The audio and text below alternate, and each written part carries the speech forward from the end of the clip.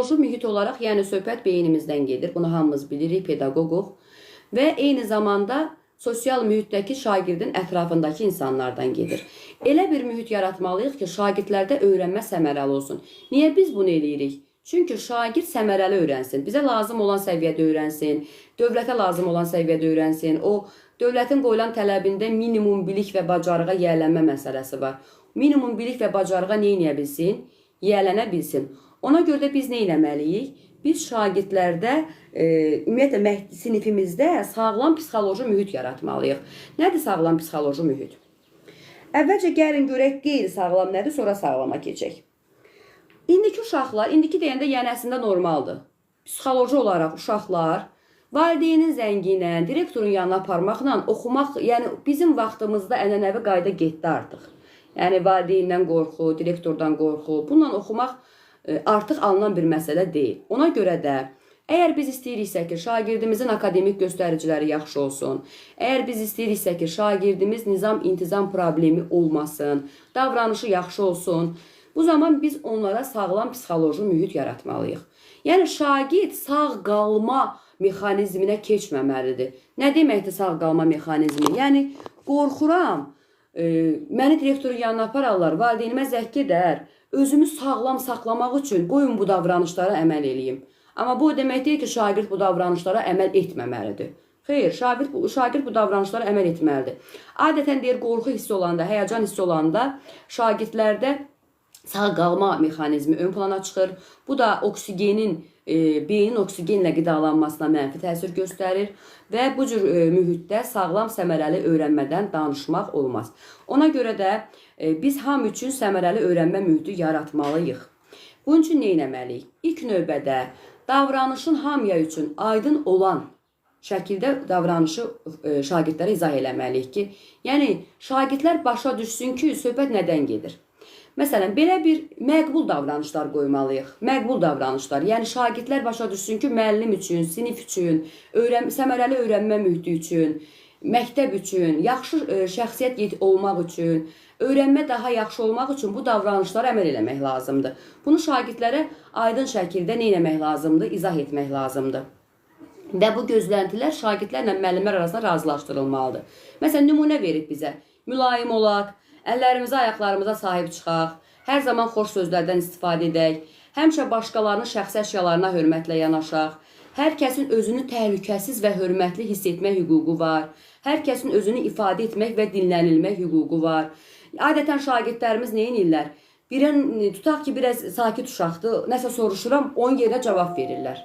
Yəni, biz bunları qəbul eləməməliyik ki, şagird başqasının yerinə cavab versin. Şagird niyə başqasının yerinə cavab verməlidir? Hazır şagirdin özün nitqi inkişaf eləməsi üçün həmin şagird cavab verməlidir. Ona görə də nə edirik? Şagirdlərə bu cür gözləntilər qoyuruq ki, yəni hər kəsin özünü ifadə eləmək hüququ var. Hər kəsin dinlənilmək hüququ var. Bu cür nə etməliyik? Gözləntilər formalaşdırmalıyıq ilk növbədə. İkinci məsələ, şagirdləri sona qədər dinlənməliyik. Şagirdlərdə münaqişə varsa, davranışdan danışırıq da artıq burada. Biz artıq bilik hissəni qoymuşuq qırağa, davranışa keçmişik. Çünki sinifdə sağlam psixoloji mühiti yaradırıq ki, şagird davranışı normal olsun, xaos olmasın və öyrənmə səmərəli olsun. Yəni, nəticədə gəlib biliyə çıxırıq. Bizim məqsədimiz şagirdlərdə təlim nəticəsini reallaşdırmaqdır. Amma təlim nəticəsini reallaşdırmaq üçün bizə bir akademik dərs saatı verilir. Bu da 45 dəqiqədir. 45 dəqiqədə bunları reallaşdırmaq üçün bizə sağlam mühit lazımdır. Sağlam sinif lazımdır ki, xaos olmasın, söz-söhbət olmasın, konflikt olmasın. Yəni, vaxtımız boş şeylərə getməsin. Ona görə də şagirdlər arasında münaqişə varsa, hər tərəfi nə etmək lazımdır? Hər tərəfə məsələni izah etmək üçün vaxt vermək lazımdır. Yəni, rahatlıq vermək lazımdır ki, şagird fikrini tam sona qədər nə edə bilsin? İfadə edə bilsin. Adətən nə edirik? Deyirik ki, səsini kəs, əsas dalaşmayın, niyə dalaşmısınız, mənə lazım deyil və s. Yəni, bu düzgün yanaşma deyil. Bunu aşağı siniflərdən formalaşdırmalıyıq. Yuxarıda da bu problem varsa, çalışaq biz həll eləyək. Neyin? Aşağı sinif müəllim eləməyib deyə. Biz yıxaq onun boynuna, o yıxsın baxçanın boynuna, baxça yıxsın evin boynuna və nəticədə gəlir cəmiyyətimizdə şəxsiyyət olaraq lazımsız, belə deyək də, cəmiyyət formalaşdırırıq və bu da sonu gətirir cinayətlərə və yaxud da ki, Allah eləməsin, pis nəticələrə, intiharlara gətirib çıxarda bilir. Üçüncü məsələ. Şagirdlərimizə ehtiyaclarından xəbərdar olmalıyıq. Yəni biz bilməliyik ki, şagirdlərimiz nəyə ehtiyac duyur? Hansı sevgiyə ehtiyac duyur? Ana sevgisinə mi ehtiyac duyur? Ata sevgisinə mi ehtiyac duyur? Ailəsindən xəbərdar olmalıyıq. Qəyyumluqdadırmı? Kimlə yaşayır? Hansı ailədən gəlib? Ailədə vəziyyət necədir? Ailədə tez-tez münaqişələr olurmu və s. Biz bunu bilməliyik ki, şagirdlərimizə yardım edə bilək. Yəni onlarda sağlam psixoloji neynəyək, məqsəd yönlü bir ab-hava yarada bilək. Şagirdlərimizə fayda verəcək dərəcədə davranmalıyıq onlarla. Yəni bu nə deməkdir? Tutaq ki, şagirdimizdə disleksiya var, nitqində. Biz ona fayda verəcək formada neynəməliyik? Adətən disleksi xüsusiyyətləri olan şagirdlər həm də təkcə nitqində olmur. Onlar ağ fonda qara mətn deyir oxumaqda çətinlik çəkirlər. Yəni inklüziv mühitdən danışırıq burada. Ona görə biz nə etməliyik? Rəngləri dəyişməliyik. Hər bir şagirdimizə özünə uyğun şərait yaratmalıyıq. Bu başqa şagirdlərə də kömək eləyə bilər. Yəni biz demişdik ki, inklüziv mühit nədir? İnklüziv mühitdə şagirdlər müxtəlif təcrübələri öyrənirlər. Müxtəlif təcrübələr şagirdlərə maraqlı gəlir və öyrənmə daha səmərəli baş verir. Şagirdlərə öz öyrəndiklərini təqdim etmək seçimi verin. Bu da önəmlidir. Şagirddən biz ancaq bir cür tələb eləməməliyik ki, məsələn, sən öyrəndiyini mənə bu cür təqdim elə. Öz öyrəndiyini istədiyi kimi təqdim eləsin, seçim vermək lazımdır. O zaman onlarda həm azadlıq ehtiyacı bərpa olunur. Azadlıq ehtiyacı deyəndə, yenə deyirəm, burada söhbət sağlam psixoloji mühitdən gedirsə, azadlıq ehtiyacı deyəndə üsyandan söhbət getmir. Azadlıq, bu deyil azadlıq ehtiyacı. Yəni seçim şansı veririk. Şagird özünün hüquqlarını, seçim şansı olduğunu başa düşür. Daha məsuliyyətli olur. Öyrəndiklərini təqdim etmək üçün seçim şansı veririk. Məsəl üçün, nəsə öyrətmişik uşağa. Məqalə ilə təqdim eləmək istəyən ola bilər. Poster hazırlaya bilər. Qrafika hazırlaya bilər. Slide show, təqdimat hazırlaya bilər. Hər hansı nə bilim, belə deyək də, əl işlərindən istifadə eləyə bilərək təqdim eləyə bilər bizə. Yəni, şagirdlərə təqdimatda öyrəndiyini təqdim eləməkdə seçim şansı verəndə həm onların öyrənmə tərzlərini nəzərə almış oluruq, həm onların şəxsiyyət deyirəm, zəka tiplərini nəzərə almış oluruq və bu da diferensial təlimin qurmasına gətirib çıxarır və sağlam səmərəli mühit yaranır. Şagirdlərdə seçim olanda onlar ruhlanırlar, həvəs olurlar, uğur əldə etməyə çalışırlar. Uğur əldə etməkdə rəqabət aradan çıxır. Bərabər imkan yaranır. Çünki hərə fərqli cürə təqdimat gətirir. Yəni, çox maraqlı bir mühit yaranır. Sonra, şagirdləri bir-biri ilə müqayisə etmək yol verilməzdir. Bunu demişik, yenə də deyirik. Şagirdi özü ilə müqayisə eləyə bilərik. Keçən dəfə etdiyindən daha yaxşı etmisən. Bir qədər, məsələn, o səhvliyi nədirsə, tutaq ki, qrammatik səhv eləyib, nə bilim, orfeepik səhv eləyib, bir qədər lüğətdən istifadə eləsən, bu səhvləri də aradan qaldırasan. Yəni, son dəfə baxdığımızda çətinlik çəkdiyin məqamları inkişaf etdirmirsən. Yəni, bu cür şagirdə rəy vermək olar. Həssaslıqla rəy vermək lazımdır. Şagirdə başqası ilə müqayisəli şəkildə rəy vermək olmaz. Bir də ki, şagirdlərin nailiyyətinə əsaslanıb rəy verməliyik. Deyir, nailiyyəti olmayan şagird, bütün şagirdlərimiz akademik olacaq deyə bir şey yoxdur. Hər peşəyə ehtiyac var. Düzdürmü? Fəhləmiz də olmalıdır, maşın ustası da olmalıdır. Hər bir sahə olmalıdır. Saç ustası da olmalıdır. Əsas nə olmaqdır? Şəxsiyyət olmaqdır önəmli olan məsələ. Şəxsiyyət yetişdirməliyik biz. Fərqi yoxdur. Hansı peşəyə sahib olur olsun. Şəxsiyyət olmalıdır. Və şagirdin adətən nailiyyət əldə etməyən şagirdin dəfələrlə deyəndə ki, onu vurğulayanda ki, sən alınmır səndə, vurğulayanda artıq o şagirddə bu çatışmamazlıq neyiniyir? Vərdişə çevrilir. Biz onların məşğul ola biləcəyi, potensialları ola biləcəyi məsələ ilə bağlı onlara bir müsbət tərəflər tapıb nələr verə bilərik, rəylər verə bilərik ki, bu da şagirdin inkişafına müsbət nəticə göstərər. Gözləmə düşünmə vaxtı.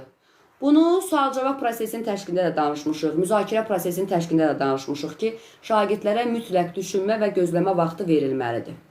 Amma orada biz dedik, nə üçün verilməlidir? Şagird, belə deyək də, hamısı aktiv olsun deyə. Bir neçə şagirdlə işləməyək, bütün siniflə işləyək. Onun üçün verilməlidir. Amma burada isə şagirddə biz əgər davranışdan danışırıqsa, psixoloji sağlam mühitdən danışırıqsa, psixoloji olaraq gözləmə vaxtının verilməsindən söhbət gedir. Yəni şagirddə ruh düşkünlüyü yaranmasın ki, müəllim ancaq öndə oturan şagirdlərlə işləyir, məndə alınmır, Gözləmə vaxtı verilməlidir. Sual-cavab ediriksə də, müzakirə ediriksə də, diskussiya qururuqsa da fərqi yoxdur. Hansı iş üsulundan istifadə edək, şagirdlərdə sualın cavabını verənə qədər nə etməliyik? Həm gözləmə vaxtı verməliyik ki, bu suala məsələn 10 saniyə cavab verin, 30 saniyə cavab verin və yaxud da ki 20 saniyə cavab verin. Yəni şagird gec cavab verən kimi sualın cavabını özümüz verməməliyik. Və yaxud da ki belə deyək də, şagirdi qaldırmışıq, cavab verə bilmir, sən verə bilmirsən, otur aşağı. İstiqamətləndirici suallar verərək şagirdi cavaba gətirə bilərik. Sinif yoldaşlarından dəstək alaraq şagirdi cavaba gətirə bilərik. Bu cür eləmək olar. Bu zaman şagirdlər dərsə nə edərlər? Daha yaxşı cəlb olunarlar. Bir də səhvlərə münasibət məsələsi var burada. Səhvlərə tamamilə başqa aspektdən yanaşmaq lazımdır. Səhvlər öyrənmə yolunda bir vasitədir, imkandır. İnsan səhv edə də öyrənir. Yəni bunu biz bilirik, amma bunu uşaq bilmir. Bunu da uşağa təlqin eləmək lazımdır ki, insan səhv edə də öyrənir. Mükəmməlçilik deyə bir şey yoxdur. Yəni hər şeyin birincisi yaxşı olacaq deyə bir şey yoxdur. Bir şirniyyat hazırlayırıq. O şirniyyat birincidən mükəmməl alınırmı? Alınmır. Bir yemək pişiririk. Birincidən mükəmməl alınırmı? Alınmır. Evdə məsələn oğlan uşaqlarına nümunə göstərə bilərik. Qırılan bir nəyisə düzəldirik. Birinci dəfədən mükəmməl alınırmı? Alınmır. Yəni səhv eləmək insana məxsusdur. Səhv eləmək insana məxsusdur. Səhv eləyə bilərik. Nəyisə eləyiriksə, burada səhv ola bilər. Bunu faciələşdirmək, böyütmək, yəni səhv eləmiriksə, deməli heç nə öyrənmirik deməkdir. Yəni bu cür şagirdlərə təlqin eləmək lazımdır ki, səhv eləmiriksə uşaqlar, biz heç nə öyrənmirik. Səhv eləyə öyrənəcəyik nələrisə. Yəni mükəmməl deyilən bir şey yoxdur. Yəni səhv eləmirsən, üzərində işlə bir daha elə. Yəni səhvə öyrənmə yolunda vasitə kimi baxılarsa, bu zaman şagirdlər səhv eləməkdən qorxmayacaqlar. Və burada sağlam bir mühit olacaq. Şagird qorxmayacaq ki, mən səhv eləyərəm, müəllim mənə qışqırar. Mən çıxaram lövhədə misalı səhv eləyərəm, müəllim, uşaqlar mənə gülər. Yəni elə bir mühit yaratmaq. Burada söhbət təkcə müəllimdən getmir. Yəni elə bir mühit yaratmaq lazımdır ki, nəinki müəllim, şagirdlər də bir-birinə qarşı o cür yanaşsın. Yəni risksiz öyrənmə yoxdur. Risksiz öyrənmə yoxdur. Mütləq nə etmək lazımdır? Risk eləmək lazımdır. Əgər mən nəyəsə risk eləmirəmsə, bir məsələnin həllinə çıxıb onu eləmirəmsə, deməli mən öyrənmək istəmirəm deməkdir. Eyni şey müəllim də eləməlidir ki, şagirdlər görsün ki, müəllim də səhv eləyə bilər. Tutaq ki, şagird müəllimə sual veribdir. Müəllim o sualın bilmədiyini etiraf eləyə bilər. Yəni müəllim əgər risk eləməkdən qorxursa, səhv cavab verməkdən qorxursa, onu şagirdi dünəndən səhv cavab verməkdən qorxacaq. Ona görə də elə bir mühit yaratmalıyıq ki, əksinə deyir, bu şagirdlərdə stimul yarada bilər ki, müəllim də bilmədiyi bir şeylər var. Demək, mənim də bilmədiyim çox şeylər var. Müəllimin də bilmədiyi çox şeylər var. Deməli, insan istənilən yaşda öyrənə bilər. Yəni, bu cür yanaşmaq lazımdır məsələyə. Səhv etməkdən ruhdan düşməməlidirlər. Səhv edərək prosesdən yayınmamalıdırlar. Əksinə, daha çox cəhd eləməlidirlər. Karol Dweck'də də bunu demişdik. Və düzgün cavaba nə etməlidirlər? Gəlməlidirlər. Bu da oldu hansı mövzu? Təlimdə səmərəli öyrənmə mühitinin yaradılması, eyni zamanda təhlükəsiz öyrənmə mühitinin yaradılması.